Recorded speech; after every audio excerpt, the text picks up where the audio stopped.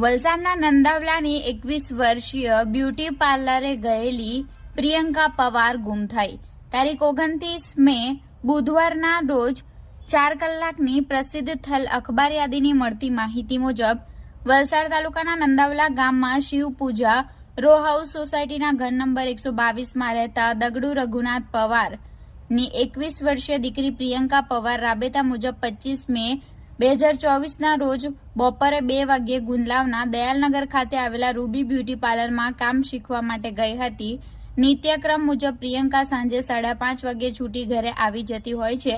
પણ આ દિવસે મોડી સાંજ સુધી ઘરે પરત ફરી ન હતી, જેનો મોબાઈલ પણ સ્વિચ ઓફ આવતો હતો, જેથી પરિવારજનોએ રૂબી બ્યુટી પાર્લરમાં ફોન કરી પૂછતા જણાવ્યું કે પ્રિયંકા પાર્લરમાં આવીને બપોરે 3 વાગ્યે ઘરે જવાનું કહી રજા લઈને નીકળી ગઈ હતી। બાદમાં પરિવારજનોએ આજુબાજુ તેમજ સગા સંબંધીઓને ત્યાં પણ તપાસ કરી હતી, પરંતુ કોઈ ભાડ મળી આવી ન હતી, જેથી પિતા દગડુ પવારે વલસાડ રૂરલ પોલીસ મથકે જાણ કરી હતી। ગુમ થનાર પ્રિયંકા ધોરણ 12 સુધી ભણેલ છે,